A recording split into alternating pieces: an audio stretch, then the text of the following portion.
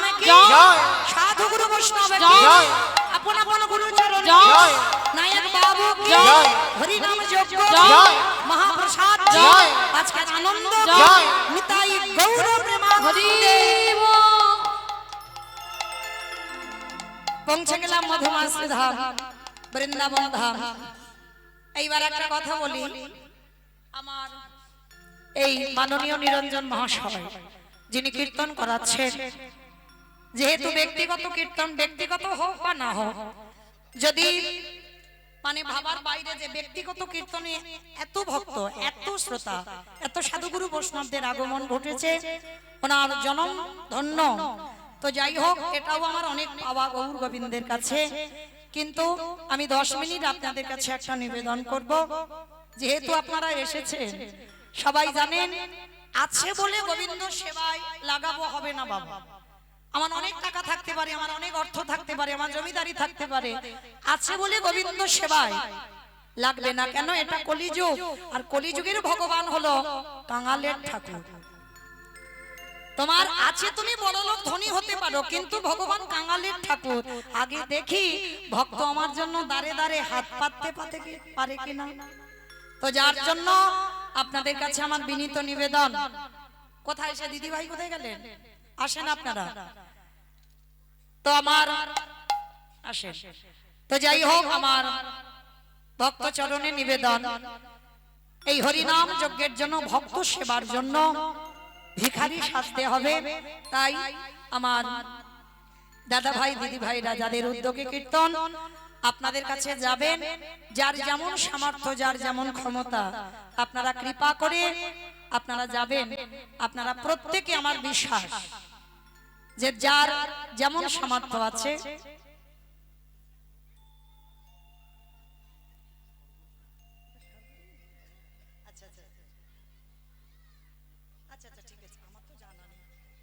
ঠিক আছে, আমার জানা নেই, তাই ভালো করেছে,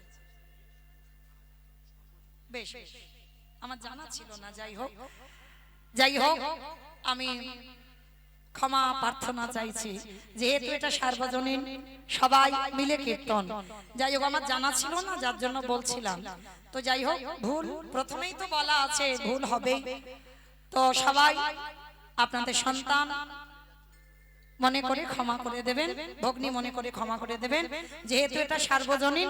তো যাই হোক, যে সব তাহলে বলা যাবে এটা কমিটি, যেহেতু সবাই একত্রিত করে কীর্তন করছেন।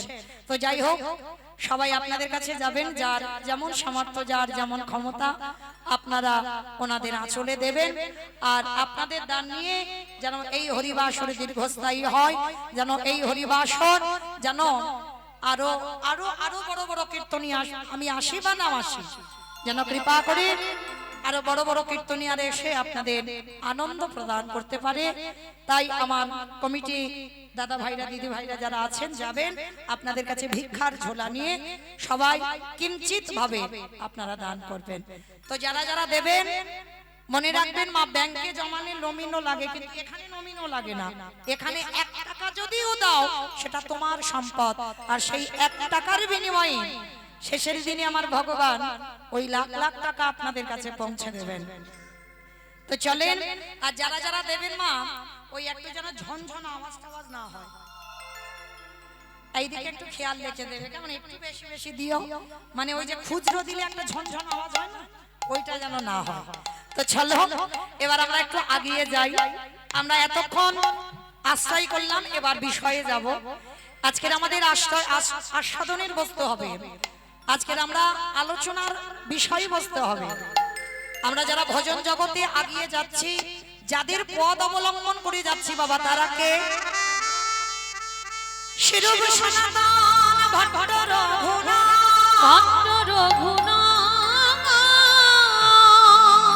শ্রীজীব গোপাল ভট্ট দাস রঘুনাথ, এই 6 গোসাইয়ের করি চরণ বন্দন,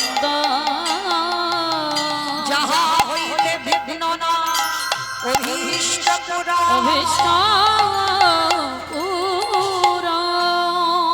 আস্তে তাহলে যারা ভজন জগতে আগিয়ে যাচ্ছে এই ছজনের পদ অবলম্বন করে, ছজনকে শ্রীরূপ সনাতন ভট্ট রঘুনাথ, শ্রীজীব গোপাল ভট্ট দাস রঘুনাথ, এই যে 6 জনের পদ আমরা অবলম্বন করি।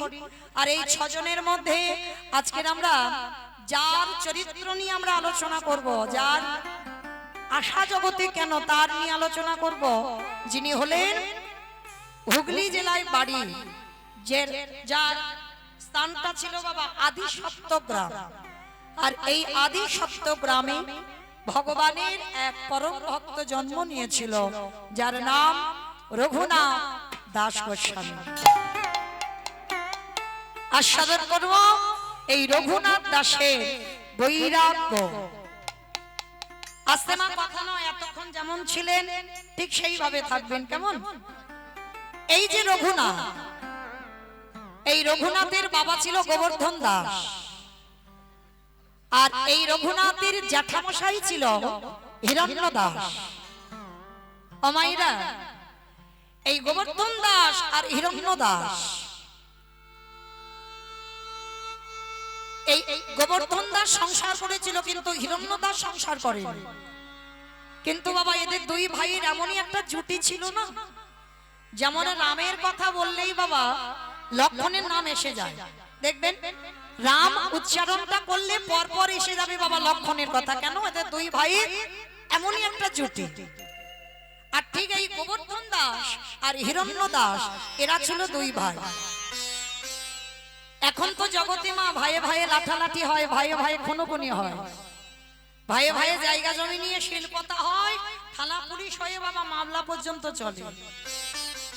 কিন্তু আজকের এই যে হিরণ্য দাস আর গোবর্ধন দাস, এদের সম্পত্তি ছিল কেমন জানো? প্রতিটা মাসে আয় ছিল 12 লক্ষ স্বর্ণ মুদ্রা। মানে মাসে আয় ছিল 12 লক্ষ স্বর্ণ মুদ্রা, আর নবাবকে কর দিতে হতো 8 লক্ষ স্বর্ণ মুদ্রা। মানে যেটা বাবা আপনারা আমরা ওই সরকারকে ট্যাক্স দেই না, তখনকার দিনে রাজরাজাদেরও দিতে হতো নবাবকে কর। আমরা যেমন সরকারকে দিই, তখনও নবাবকে কর দেওয়া হতো। তো এই যে রঘুনাথ, এই রঘুনাথ এসেছিল বাবা, উনি ছিল মানত করা সন্তান। মানতটা কোথায় করেছিল জানো? আস্তে মা আস্তে, কথা নয়, কথা নয়। অমাইরা, একজন করে যান না, 2 জন করে যাচ্ছেন কেন? একজন করে যান, 2 জনে গেলে গন্ডগোল হয়। একজন করে যান, তাতে ভালো হবে, অত গন্ডগোল হবে না। কিন্তু 2 জন যখন যাবে গন্ডগোল হবে। 4 জনে যান, কিন্তু একা একা যাবেন। 4 জনে যান, কারণ এত ভক্ত তো 4 জনে যান, কিন্তু একা একা আঁচল পাতে। হ্যাঁ, আঁচল পেতে না, না সেইটা একই ব্যাপার হবে। একা একা যান, একা যান মা। আরে বাবা কি বলতি, একা যাও। হ্যাঁ, আঁচল পেতে নেন, আঁচল পেতে নেন। এটা গলায় নিতে হয়, গলায় নিতে হয়, কখন কোমর থেকে খুলে চলে যাবে।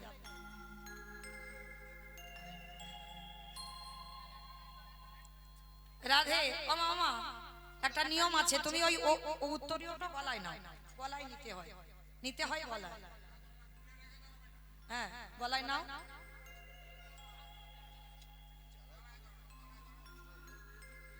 রাধে,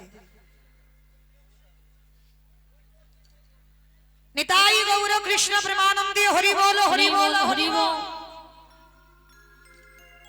এই গোবর্ধন দাস আর হিরণ্য দাস বাবা মানত করেছিল বংশে একটা পুত্র সন্তানের জন্য। মায়েরা, আমরা অনেক মায়েরা আছি না, একটা সন্তানের জন্য 7 ঠাকুরের কাছে মানত করি।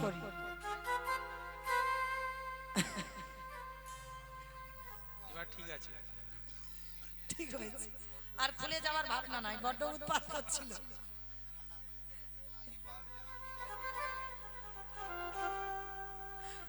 রাধে, ঠান্ডাও লাগবে না সব দিক থেকে।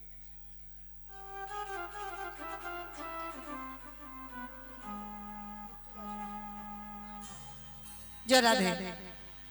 আস্তে আস্তে আস্তে আস্তে মা, আস্তে চরণ ধরে নিবেদন। আর কথা নয়, যারা যাচ্ছেন আপনারা দান দেন, কিন্তু ধ্যানটা এদিকে রাখেন, কেমন? দেখবেন এই লীলাটা শুনলে বড় ভালো লাগবে। আপনারা সংসারী মা তো, এই সংসার জীবনে থেকে অনেক কিছু জানতে পারবেন, যে সংসারে থেকে কি করে গোবিন্দ সেবা করব, কি করে বৈরাগ্য পালন করব। তো এই যে রঘুনাথ দাস মানত করা সন্তান ছিল। অনেক মায়েরা দেখবেন একটা পুত্র সন্তানের জন্য 7 ঠাকুরের কাছে মানত করে। পরপর যদি কন্যা সন্তান হয়, একটা পুত্রের জন্য বাবা 7 ঠাকুর দেবতা করে বেড়ালো, কিন্তু পেল না। কিন্তু আমি হরিবাসরে দাঁড়িয়ে একটা জায়গার কথা বলে যাই, সেখানে গেলে বাবা আপনারা সন্তান পাবে। আমার বিশ্বাস যে জায়গাটা হলো বাবা উত্তরপ্রদেশ, রাধাকুণ্ডের তীর। এই রাধাকুণ্ডের তীরে বাবা স্নান যোগ থাকে। হ্যাঁ? এই স্নান যোগে বাবা যেদিন রাধাকুণ্ডের আবির্ভাব তিথি, এবছর পড়েছিল বাবা সে রাত 12টার পর, মানে সব সময় রাত্রির বেলা পড়ে। তার আগের বছর পড়েছিল বাবা রাত 11টা, মানে এরকম সব সময় গভীর রাত্রি বেলা। তো এই স্নান যোগের সময় আপনারা যাবেন রাধাকুণ্ডের তীরে, আর রাধাকুণ্ডের তীরে গিয়ে বাবা রাধাকুণ্ডে স্নান করে যদি ভিখারির মতো, কাঙালির মতো আঁচলটা পেতে আমার রাধারানীর কাছে ভিক্ষা চাইতে পারে। একটা কথা ওই যে আগেই বলে দিলাম, আমার রাধারানীর কাছে যদি একবার চরণ শরণাপন্ন হয়, সেখানে বাবা বিচার হয় না, কারণ রাধারানী বড় করুণাময়ী, আমার রাধারানী বড় কৃপাময়ী। আর এই করুণাময়ী, কৃপাময়ী, প্রেমময়ীর কাছে যদি কেউ কিছু চাও, আমার রাধারানী তার আঁচল ভরে দেয়। তাই পরবর্তীতে যদি কারোর এই বাসনা থেকে থাকে যে আমার একটা পুত্র সন্তান, চলে যাবেন বৃন্দাবনে, আমার রাধারানীর কাছে মানত করে, আমার রাধারানীর কাছে কেঁদে সেধে একটা সন্তান আনবেন। কিন্তু সে সন্তান কিন্তু যেমন তেমন সন্তান হবে না, সে সন্তান হবে বাবা কৃষ্ণ চরণের দাস। তো হিরণ্য দাস যেহেতু সংসার করেনি, গোবর্ধন দাসের ঔরসে জন্ম নিয়েছিল বাবা এই রঘুনাথ দাস। আর এই রঘুনাথ দাস জন্ম নিতেই বাবা ছেলেটার বৈরাগ্য ভাব।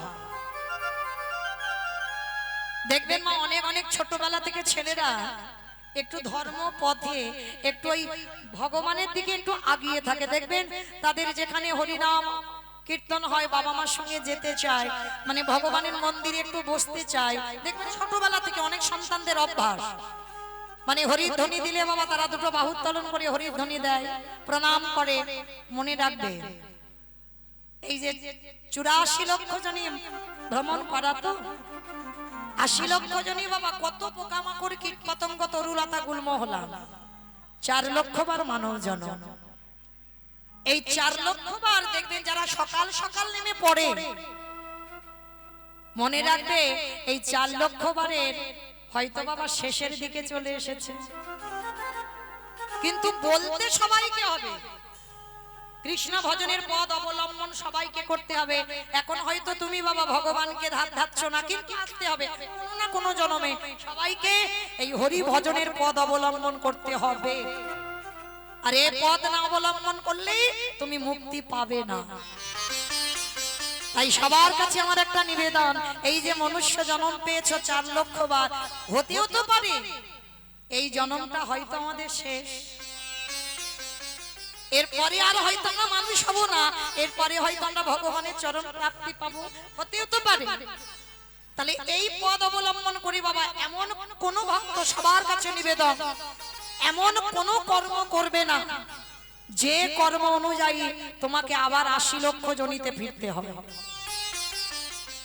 শুধু আমার মতো অধম কীর্তনিয়ার এই কথাটা মনে রাখবে, এমন কর্ম করবে না যেন তোমাকে 80 লক্ষ জনিতে ফিরতে হয়। তুমি আগিয়ে যাবে, যেমন ক্লাস 1-এ পড়লাম, 1 2 3 4 একটা একটা করে ক্লাসে ওঠে, নামে না। তাহলে মনুষ্য জন্ম যদি পেয়েছো, হেলায় হারিও না, পরে পরে এগিয়ে যাও যেন তোমাকে আর পিছনে না যেতে হয়। তো এই রঘুনাথ দাস মানত করা সন্তান, রাধাচরণের দাস, রাধারানীর বর প্রাপ্ত ছেলে। জন্ম থেকেই বাবা পৃথিবীতে আসা থেকেই বৈরাগ্য ভাব। ও মাইরা, বৈরাগ্য ভাব মানে একটু বুঝতে পারছো বৈরাগ্য মানে কি? বৈরাগ্য মানে কি? মানে সংসার ধর্ম সব ত্যাগ করে দিয়ে তুমি সন্ন্যাস নিয়ে চলে যাও, মঠ মন্দিরে গিয়ে থাকো, এটাকে বৈরাগ্য বলছে? কখনো নয়। বাবা মাকে কাঁদিয়ে, পরিবারকে কাঁদিয়ে, ছেলে পুলে রেখে দিয়ে যদি তুমি মঠ মন্দিরে ঠেলে ওঠো, কৃষ্ণ ভজন এটা হয় না, কখনো হবে না। আমার চৈতন্য মহাপ্রভু যখন সন্ন্যাস নিল, নিতাই চাঁদ পিছনে পিছনে যেতে চাইল, নিতাই চাঁদকে বলল, খবরদার দাদা, আমি সন্ন্যাস নিয়েছি আর এই কলির মানুষকে শিক্ষা দেবার জন্য তোমাকে সংসারী হতে হবে। তুমি সংসার করে এই কলির মানুষদের শেখাবে সংসারে থেকে ভজন করতে হবে। সংসার ত্যাগ করে নয়, সংসারে থেকে ভজন করো। আর সংসারে থেকে ভজন করা বাবা খুব কঠিন ব্যাপার। আগেকার দিনে মুনি ঋষিরা বাবা, তাদের কিছু ছিল না, স্ত্রী ছিল না, সন্তান ছিল না, দিব্যি অনায়াসে গোবিন্দ ভজন করত, ধ্যান তপস্যা করত, এত সোজা। কিন্তু সংসারে সব বজায় রেখে করে দেখাও। ছেলে বলবে আমায় দাও, পরিবার বলবে আমায় দাও, সবাই দাও দাও দাও, আর দাও দাও এর মধ্যে থেকে তোমার ভজন, তবেই তুমি বড় ভক্ত। যার জন্য দেবর্ষি নারদ কলিযুগে হয়েছে শ্রীবাস পণ্ডিত, মালিনীকে বিয়ে করে একটা পুত্র সন্তানের জন্ম দিয়েছিল, যার নাম হলো কৃষ্ণ দাস। সংসার করে ভজন করে দেখাও, আর সংসারে থেকে বৈরাগী হও। অমাইরা, সংসারে থেকে বৈরাগী মানে কি? বিষয়সু অনাসক্তি। এই যে বিষয়সু অনাসক্তি মানেটা কি? বিষয়ের প্রতি আসক্তি থাকবে না। ভালো করে বুঝবেন মা, কোন বিষয়ের কথা বললো আমার মহাপ্রভু? কোন বিষয়? বিষয় বলতে কোনটা বোঝালো? ওই যে টাকা পয়সা, ঘর বাড়ি, জায়গা জমি সম্পত্তি, এইগুলোকে তো বিষয় বলে। কি মা, আপনারা কি বোঝেন? এইগুলো তো বিষয় না। মহাপ্রভু তো এই বিষয়ের কথা বলেনি। তাহলে কোন বিষয়ের কথা বললো? তোমার দেহের এই 10 ইন্দ্রিয়ের বিষয়। যেদিন তোমার দেহের 10 ইন্দ্রিয়গুলো একটু একটু করে গুটিয়ে নিতে শিখবে, কেউ যেন ঊর্ধ্বমুখী না হয় বাবা, সবকটাকে নিম্নমুখী করে দাও। যেদিন তোমার জিহ্বার লালসা চলে যাবে, কলির মানুষ অন্নগত প্রাণ, কোন রকমে বাবা একটু আলু সিদ্ধ অন্ন হলেই হয়ে যাবে।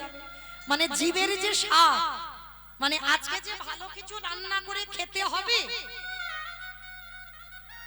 অন্ন না খেলে কলির মানুষ বাঁচবে না কোন রকমে পেটটা ভরার মতো। যেদিন তোমার জিহ্বার কোনো লালসা থাকবে না, একটু আলু সিদ্ধ অন্ন হলেই হবে, সেদিন তুমি নিজেকে বুঝতে পারবে, কাউকে বলতে হবে না বাবা, নিজে বুঝতে পারবে তোমার জিহ্বার বৈরাগ্য এসে গেছে।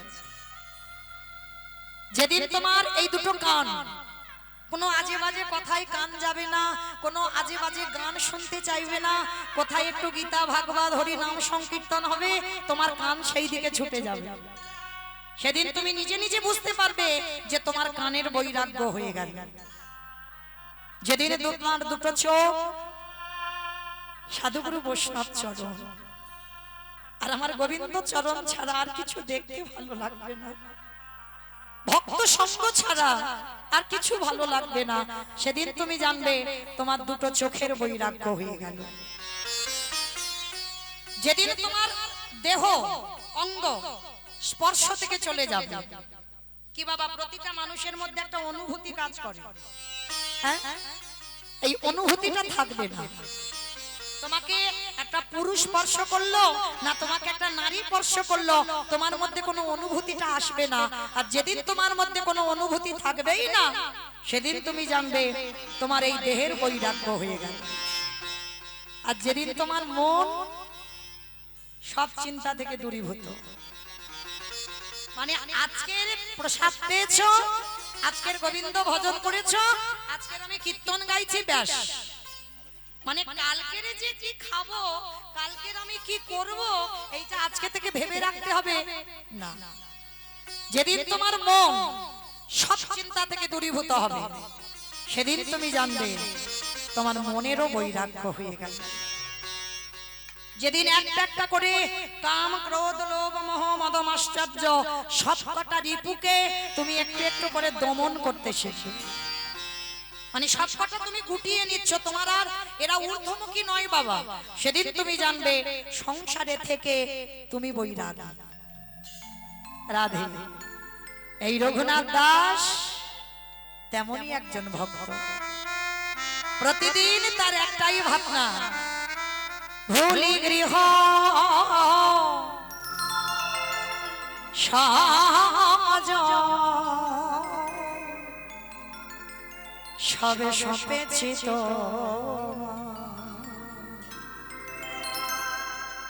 রাখো রাখো রাঙা পাঙা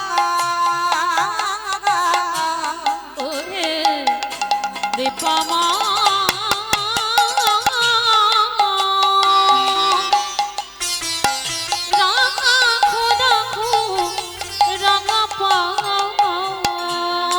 ভুলি গৃহ সাজন সবে সপেছি তো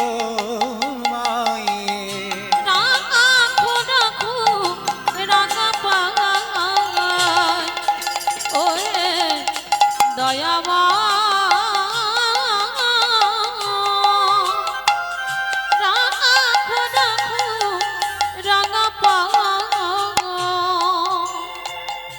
সংসারে মরুভূমি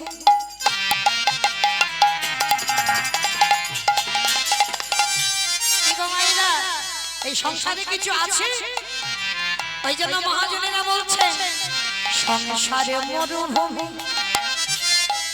নাহি তোর ছায়া নাম নীল দশা পানমে ভয়া। সংসারে মরুভূমি নাহি তরু ছায়া নাম নীল দশা আননে ভূয়া। আনন্দ নিপবনে নন্দ দুলালে আনন্দ নিপবনে নন্দ দুলালে যাও দিন হরি অস্তু যমুনা। রাখো রাখো রাঙা পাঙায় ওরে দয়ামা রাখো রাখো রাঙা পাঙায় ওহে কৃপাময় রাখো রাখো রাখো রাখো রাঙা পাঙায়। আস্তে। রঘুনাথ ছোটবেলা থেকে বাবা এমন বৈরাগ্য, রাস্তা দিয়ে যদি কোনো সাধুগুরু বৈষ্ণব দেখে ও রঘুনাথ বাবা ঘর থেকে ছোট্ট বাচ্চা তো ঘর থেকে চলে যায় তাদের সঙ্গে, আবার প্রহরীরা রঘুনাথকে ধরে আনে, মানে তার কিছুতেই ঘরে থাকতে ভালো লাগে না। কোথায় ভাগবত হচ্ছে, কোথায় একটু সাধু সঙ্গ হচ্ছে, ওই ভক্ত সঙ্গ হচ্ছে, ওর সেই দিকে মন চলে যায়। আবার ছেলেকে খুঁজে খুঁজে, বড় লোক তো জমিদার, আবার খুঁজে খুঁজে নিয়ে আসে। 5 বছর বয়স হলো রঘুনাথের বাবা, আর যখন রঘুনাথের 5 বছর বয়স হলো না, বাবা জ্যাঠা মনে মনে করছে যে একে পাঠশালায় দিতে হবে, আর গুরু পাঠে না পাঠালে ছেলে ভালো হবে না, ওকে গুরু পাঠে রাখতে হবে। আমাইরা এখনকার দিনে আমরা মারা কি করি, ছেলে মেয়েরা স্কুলে যায় আবার বিকাল বেলা চলে আসে, কিন্তু যেটাকে এখন আমরা বলি না ছেলে মেয়েকে বোর্ডিং এ দিয়ে রাখা, তখনকার দিনে ওটাই হচ্ছে গুরু, ওটা গুরু আশ্রমে থাকা, মানে থেকে পড়তে হবে।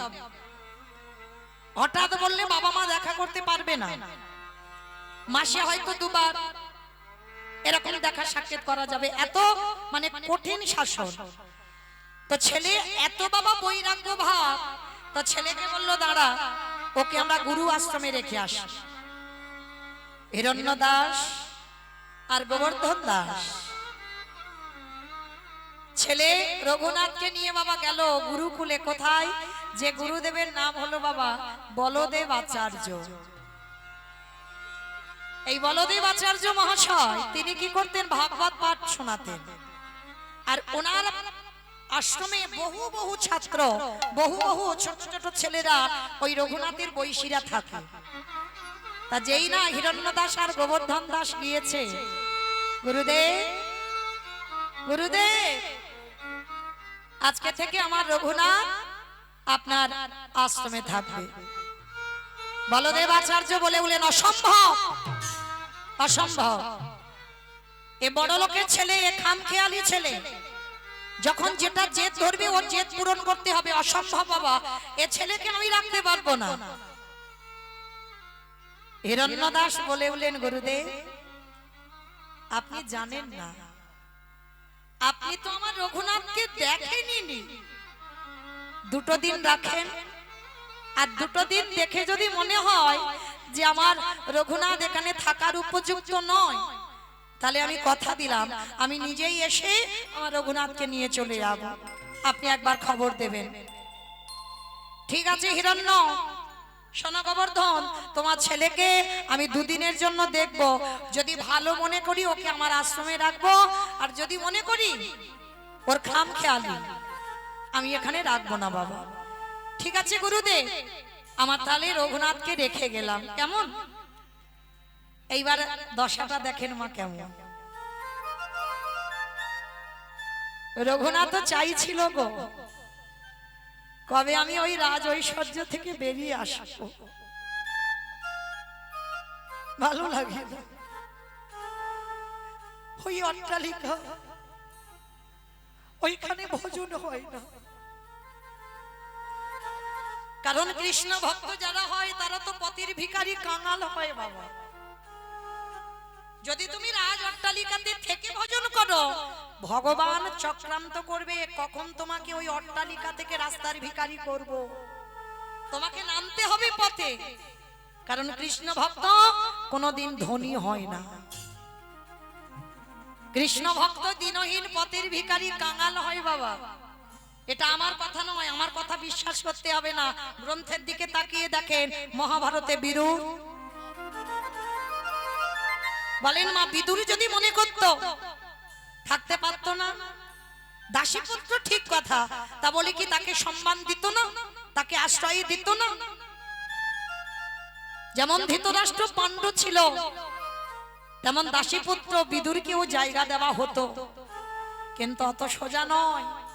বিদুর জানতো, কারণ বিদুর তো ধার্মিক, জানতো ওই রাজ ঐশ্বর্যে কৃষ্ণ ভজন হয় না। কারণ এই বিদুর উপদেশ দিয়েছিল অন্ধ ধৃতরাষ্ট্রকে, যখন 100 ছেলে হারিয়ে বসে যুধিষ্ঠির অন্নে প্রতিপালিত হচ্ছিল, তখন এই বিদুরে গিয়ে বলেছিল অন্ধ ধৃতরাষ্ট্রকে। ধৃতরাষ্ট্রকে বলল, বাহ মহারাজ, আপনি এখনো বিষয়ে কামড়ে বসে আছেন। চোখের সামনে 100টা ছেলে ধ্বংস হয়ে গেল, আর যাদের জন্য ধ্বংস হলো তাদের অন্যে প্রতিপালিত হচ্ছেন আপনি। এতটুকু এখনো হৃদয়ে চেতনা জাগলো না, যে বিষয়ে মানে বিষ সম, যে বিষয় থেকে তুমি তোমার 100টা ছেলেকে হারালে, এখনো বিষয় আঁকড়ে বসে আছো। চলে যাও, সময় থাকতে থাকতে এই বিষ ত্যাগ করে চলে যাও। সেই অন্ধ ধৃতরাষ্ট্র মাতা গান্ধারীকে নিয়ে শেষের দিনে বাবা বনে জঙ্গলে বাস করেছিল।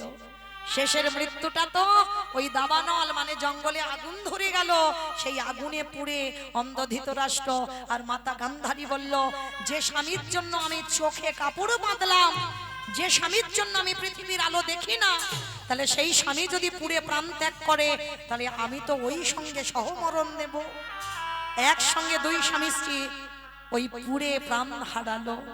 তাহলে লক্ষ্য করে দেখেন, সেই বিদুর রাজ ঐশ্বর্য ত্যাগ করে দিয়ে খেত কি?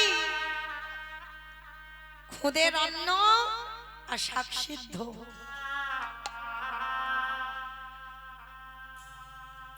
মা পরাশরীর পরনে জীর্ণ মলিন বস্ত্র। আর যেদিন কৃষ্ণ গেল ঘরে, খেতে দিল খুদের অন্ন শাক সিদ্ধ, আর গাছে কলা পড়েছিল কলার খোসা। এরাই কৃষ্ণ ভক্ত। তাকিয়ে দেখেন কৃষ্ণের বন্ধু সুদামার দিকে। যে কৃষ্ণের বন্ধু হয় সে পারে না বাবা স্ত্রীর পরনে একটা ভালো দামি পোশাক দিতে পেরেছিল? সুদামার যে সন্তান ছিল খেতে দিতে পারেনি। স্ত্রীর পরনে যে পোশাকটা পরতো, একটাই পোশাক ঘরে থেকে শুকনো করে আবার পরনে পরতো, মানে কতটা কাঙাল, কতটা গরিব। এরাই কৃষ্ণ ভক্ত। আর যারা জমিদারিতে থেকে বাবা যাদের চেতনা হলো, তাদের জমিদারি থেকে বের করে দিল। তাকিয়ে দেখেন লালা বাবু, আমার কথা বিশ্বাস করতে হবে না, প্রমাণ তো পড়ে আছে বাবা। তাকিয়ে দেখো নরোত্তম দাস ঠাকুর। এই নরোত্তম দাস ঠাকুর এই লোকনাথ বাবাজিকে গুরু জ্ঞানে সেবা করেছিল। কিন্তু মা সচরাচর দীক্ষা সবাইকে দেওয়া যায় না। এখন তো বাবা অনলাইনে দীক্ষা হচ্ছে, মোবাইলে দীক্ষা হচ্ছে, জগৎ কত উন্নত এখন। ভালো করে আপনারা নিজেরা বিবেক দিয়ে প্রশ্ন করেন বাবা, সত্যি কি এটা দীক্ষা হলো? যেমন আমার শাশুড়ি মা দীক্ষা নিয়েছে, কি করে জানো? মাইকে বলেছে সবাই আপনাদের মতো বসে আছে, দীক্ষা হয়ে গেছে। এটা কেমন দীক্ষা? এটা দীক্ষা নয়, এই গুরু খুঁজে বেড়াতে হয়। সবাই গুরু নয়, কখনো সবাই গুরু হতে পারে না। আর গুরু যে হবে সে কোনোদিন ওই মোবাইলে দীক্ষা দেবে না, ওই সবার মাঝখানে সবাইকে বসিয়ে রেখে একসঙ্গে জড়ো করে কোনোদিন মাইকে দীক্ষা দেবে না, কখনো এটা হয় না বাবা। দীক্ষা নিতে গেলে শুদ্ধ আচরণ করে গঙ্গা স্নান করে গুরুদেবের বাম পাশে বসো। গুরুদেব শিষ্যের দেহটাকে ছিদ্র করে দেয়। গুরু যদি ধরতে হয়, শ্রী শ্রী রামকৃষ্ণ পরমহংসদেব ছিল গুরুদেব। শিষ্যের ক্যান্সারটা গুরুদেব গলায় নিয়ে নিয়েছিল, এদের তো বলবে গুরুদেব। আর এখন গুরুদেবকে একটা গুরুদেবকে জিজ্ঞেস করে দেখো বাবা, যে আমার এই শরীরে এত থাইরয়েড বেড়েছে, একটু গুরুদেব নিয়ে নেবে, ভাগাভাগি করে নেব, নিতে পারবে কিনা? কখনো পারবে না। কারণ এই জগতে প্রকৃত গুরু বড় দুর্লভ, আর প্রকৃত শিষ্য বড় দুর্লভ। তো আজকের জগতে এই লোকনাথ গোস্বামীকে গুরু জ্ঞানে স্বীকার করেছিল কে? না জমিদারের ছেলে নরোত্তম দাস ঠাকুর। নরোত্তম দাস ঠাকুর যখনই যায় ওই লোকনাথ বাবাজির কাছে, লোকনাথ গোস্বামী বলেছিল অসম্ভব, আমি কোনোদিন কাউকে দীক্ষা দিতে পারবো না। কেন? কারণ দীক্ষা দিলে শিষ্যের কাছে বিক্রি হয়ে যেতে হয়। আর আমি কোনোদিন দীক্ষা দিইনি, আমি তোমাকে দীক্ষা দিতে পারবো না। কিন্তু বাবা নরোত্তম তো মনে মনে গুরু জ্ঞানে ভেবে নিয়েছে যে লোকনাথ গোস্বামী আমার গুরুদেব। কিন্তু মা এই গুরু ধরলে হবে না, গুরু সেবা করতে হবে। গুরুর কাছে গিয়ে থাকতে হবে, গুরু সেবা করতে হবে। কারণ কলিযুগে গুরুরূপী তো ভগবান। কারণ এটাই জগৎকে শেখালো বাবা, কৃষ্ণ রুষ্ট হলে গুরু রাখিতে পারে, আর গুরু রুষ্ট হলে কৃষ্ণ রাখিতে নারে। মানে ভগবান যদি রেগে যায় আমার গুরুদেব রক্ষা করতে পারবে, কিন্তু গুরুদেব যদি রেগে যায় আমার ভগবান কৃষ্ণের সাধ্য নাই যে আমার কৃষ্ণ রক্ষা করবে। তাহলে আজকে সেই গুরুদেব লোকনাথ বাবাজিকে গুরু জ্ঞানে কিন্তু সেবা করতে হবে, দীক্ষা দেয়নি। কিন্তু দীক্ষা না দিলে কি হবে? রাতের অন্ধকারে কাছে গিয়ে সেবা করতে পারতো না। নরোত্তম দাস কি করে সেবা করতো জানো? ব্রহ্ম মুহূর্তে লোকনাথ গোস্বামী উঠে স্নানে যেত। ব্রহ্ম মুহূর্তে মানে সূর্য উদয়ের 1 ঘন্টা 36 মিনিট আগে। আর স্নানে গিয়ে গঙ্গার পাড়ে বসে বাবা ওই বাহ্যক্রিয়া করত, মানে মল ত্যাগ করত। আর যেখানে বাবা ওই বাহ্যক্রিয়া করত না, সেইখানে প্রতিদিন ওই ভোরের বেলা যায় আর ওই মল ত্যাগ করে চলে আসে। আর নরোত্তম গুরু সেবা করবে কি করে? গুরুর কাছে তো যেতে পারে না, কারণ শিষ্য বলে মানে না, স্বীকার করে না, তাহলে গুরু সেবা করবে কি করে? রাতের অন্ধকারে যখন গুরুদেব পায়খানা করে চলে আসতো, নরোত্তম দাস ঠাকুর ওই রাতের অন্ধকারে যেত। ভোরের আলো একটু একটু করে প্রকাশ পেয়েছে, আর নরোত্তম দাস গিয়ে যেখানে গুরুদেব পায়খানা করেছিল, দুটো হাতে করে ওই পায়খানাটা তুলে নিত। আপনাদের আমাদের মতো মানুষ নয়, জমিদারের ছেলে নরোত্তম। বড়লোক বলা ভুল হবে, জমিদারের ছেলে।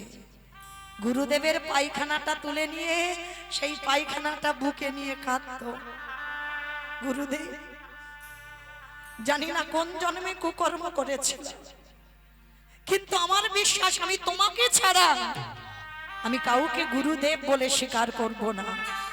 তুমি আমায় দীক্ষা দাও বা না দাও, কিন্তু আমি তোমাকে গুরু জ্ঞানে দেখেছি, গুরু জ্ঞানী মানব। তাই তোমার চরণ যখন সেবা করবার অধিকার আমার নেই, আমি রাতের অন্ধকারে এসে এই ভোরের বেলা বসে থাকি। কোথায় তুমি পায়খানা করো, আমি নিজের হাতে ওই পায়খানাগুলো পরিষ্কার করব। লোকনাথ বাবাজি প্রত্যেক দিন এসে দেখে না বাবা, যে জায়গাটায় পায়খানা করে সেই জায়গাটা প্রতিদিন পরিষ্কার, কে যেন একেবারে নেতা দিয়ে মুছে দিয়ে রেখেছে। অবাক হয়ে গেল লোকনাথ বাবাজি, কি ব্যাপার, প্রতিদিন আমি পায়খানা করি, তাহলে পায়খানাগুলো যাই কোথায়? আর এত সুন্দর করে পরিষ্কার করা কে করে? এ তো এই পায়খানাটা পরিষ্কার নিশ্চয়ই কেউ করে, তবে আজকের আমায় দেখতে হবে এ কর্মগুলো কে করে। আজকের লোকনাথ বাবাজি পায়খানা করেছেন, পায়খানা করে ওই জলছছ করে আড়ালে দাঁড়িয়ে আছে গাছের তলায়, দেখি কি করে। আজ নরোত্তম দাস ঠাকুর ওই নয়ন জলে বক্ষ যুগল ভাষায়, যেখানে গুরুদেবে পায়খানা করেছিল সেইখানে হাঁটু রেখে হাত জোড় করে বললেন, হে গুরুদেব, জানি না এই জীবনে কত অপরাধ করেছি, যার জন্য তোমার কৃপায় আমি লাভ করতে পারলাম না। ও গো গুরুদেব,